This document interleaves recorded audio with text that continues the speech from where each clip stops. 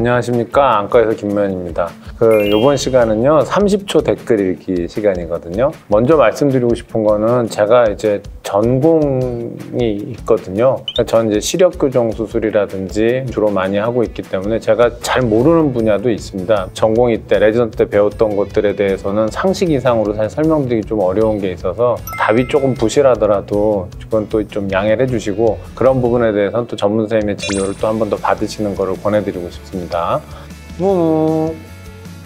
먼저 이 수님이 질문 주셨는데요. 선생님, 제가 눈에 실핏줄, 충혈이 생긴 지가 1년 정도 됐는데 이게 안 사라집니다. 병원 가보니까 결막염도 없다는데 어떻게 해야 되나요? 혈관이 자란 거죠. 혈관이 자랄 만한 이유가 있는 겁니다. 되게 흰자에 자외선 같은 것들에 의해서 살덩어리가 생기는 걸 검혈반이라고 하고, 그게 계속 깜빡거리면서 비벼지고 자극이 되면 혈관이 아예 자라서 충혈되는 경우들이 있거든요. 그거는 뭐 외과적으로 혈관을 제거하거나 이렇게 할 수는 없고, 그 검혈반 덩어리가 자극되지 않도록 눈물약 같은 걸 써서 하는 방법은 좀 있어요. 한 방에 금방 없어지는 방법은 없습니다.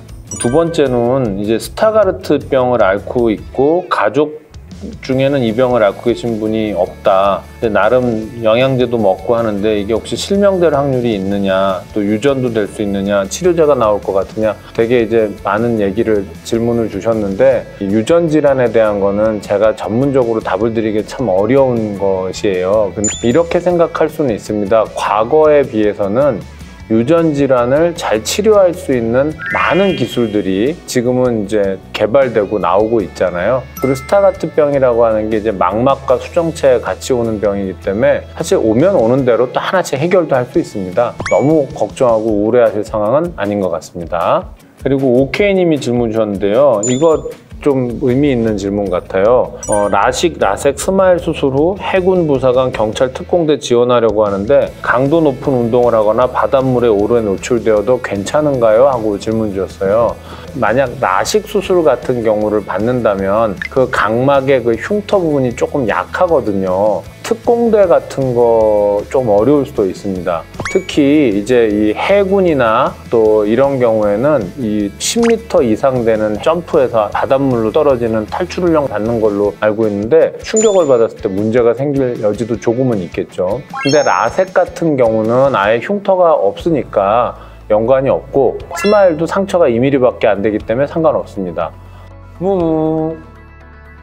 예림님이 질문하셨는데, 수술 시 레이저를 제대로 응시하지 못할 경우 수술 결과에 영향을 미칠 수 있는지 궁금합니다. 자, 영향을 미칠 수 있습니다. 수술할 때 잘해야 됩니다. 미리 알아보고 긴장하고 걱정 많이 하고 떠는 것보다 차라리 무대뽀로 앞에 잘 보고 하는 게 훨씬 결과가 좋다고 설명드리거든요. 정말 수술할 땐 집중을 좀 해줘야 돼요. 레이저 불빛이 막 번쩍번쩍하고 막 따갑고 아프고 그런 게 아니라 소리도 잘 안 나고요. 잘 몰라요. 근데 이제 원칙은 하나예요. 정면, 앞에 똑바로 그냥 보면 됩니다. 협조 잘하면 당연히 결과가 더 좋습니다. 이건 잘 못 읽는 아이디인데 아이락스1110님 같아요. 근데 1년에 한 번씩 안약인 줄 알고 순간 접착제를 눈에 넣고 안과 가는 사람이 있다고 들었는데 치료를 어떻게 해야 하나요? 약물로 하는지 손수 떼는지 궁금합니다. 자, 이거 제가 레지던트 때도 그렇고 실제 겪은 일이 있거든요. 순간 접착제가 약간 노란색의 튜브형으로 생겼어요. 근데 예전에 많이 쓰이던, 지금도 처방이 나가는 테라마이신 안연고라는 게 모양이 비슷해요. 근데 이 테라마이신 안연고를 주로 자기 전에 이렇게 넣으니까 그 서랍에 어디다 뒀으면 깜깜하고 이럴 때 비슷하니까 이건 줄 알고 그거를 짜갖고 넣고 눈 감아버리면 그런 사고가 나기도 해요. 그러면 이제 응급실로 이제 오죠. 왜냐면 나 아픈데 뜨려고 그러는데 떠지질 않아요. 이거 어떡하지 해서 옵니다. 이거를 그냥 잡아 뜯을 수는 없어요. 정말 순간 접착제에 의해서 속눈썹까지 다 엉겨붙은 상태라서, 그때는 이제 특수한 얇은 안과용 그런 가위 있어요. 그걸 갖고 정말 눈 안쪽 각막이 다치지 않도록 조심조심해서 속눈썹들도 잘라내가면서 이렇게 해서 박리를 해갖고 벌려서 봤더니 순간 접착제가 눈 안쪽에서 마치 렌즈처럼 굳어졌어요. 이걸 이제 주변 조직을 최대한 다치지 않도록 물도 뿌리고 어떻게 해가지고 잘해서 뜯어냈는데 하고 나니까 결국 각막계에 있는 상피세포랑은 완전히 붙어있는 상태니까 이게 홀라당 각막 상피가 벗겨졌겠죠. 그러니까 얼마나 아프겠어요. 근데 보통 우리가 레이저, 특히 라섹 같은 거 할 때 레이저로 벗겨놓는 범위가 한 6, 7mm쯤 되는데 렌즈처럼 생긴 접착제가 한 13mm 직경을 다 벗겨버린 셈이 됐으니까 굉장히 아파하겠죠. 거기에 이제 특수 렌즈 끼우고 보호약제 쓰고 하면서 한 3주 가까이 그 환자가 고생해서 치료해서 나섰던 기억이 나거든요. 조심하셔야죠. 뭐 이런 일이 근데 웃기지만 종종 있긴 합니다. 그리고 김HJ님은요, 렌즈 삽입 수술 후 3년이 지나고 시력 저하가 왔는데 일반 소프트 렌즈 착용이 가능하냐고 물어보셨어요. 자, 뭐 보통의 시력 교정 수술을 했다면 각막이 두꺼워서 그러면 이제 재교정을 하겠지만 어떤 이유로든지 각막을 깎을 수가 없어서 렌즈 삽입을 한 경우, 그런데도 재발이 됐다. 그거는 이제 근시가 진행한 경우니까 그런 경우에 콘택트 렌즈는 써도 됩니다. 눈 속 렌즈를 빼고 다시 또 도수를 맞춰서 넣는 게 일이 너무 크니까요. 그리고 만약 각막에 여유가 있다면 약간은 레이저로 다듬는 것도 가능할 것 같습니다.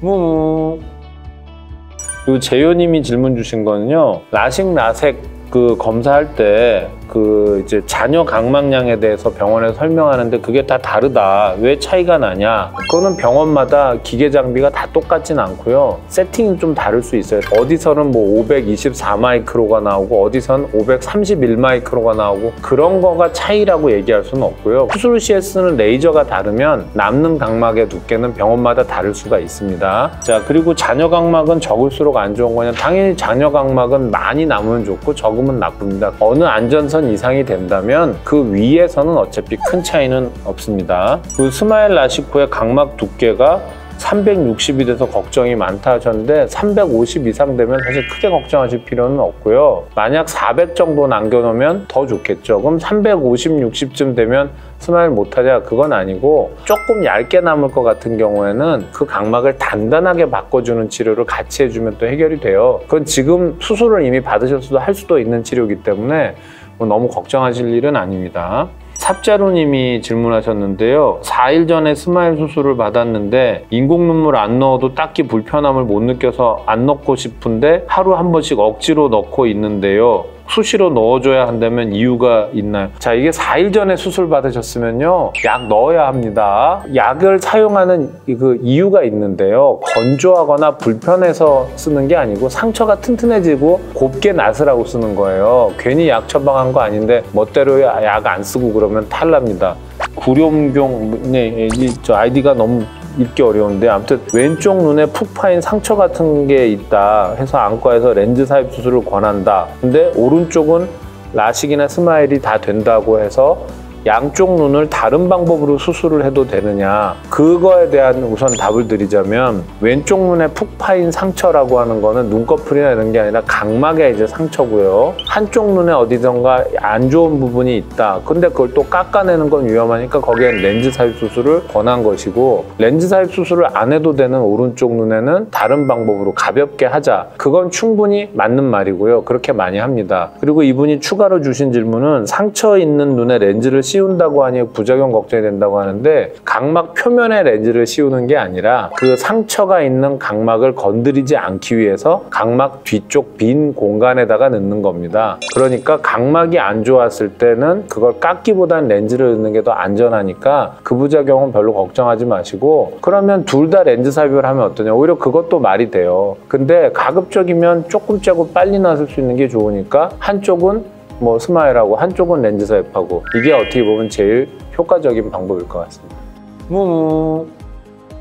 자, 30초 댓글 읽기는 오늘은 이제 한 10가지 정도 답 드렸고요. 사실 30초보다 늘 말씀 더 드릴 거고요. 열화 같은 뭐 응원의 열기, 좋아요, 구독자 뭐 많아지고 그러면 댓글 읽기 시간을 더 많이 만들도록 해보겠습니다. 시청해주셔서 감사합니다.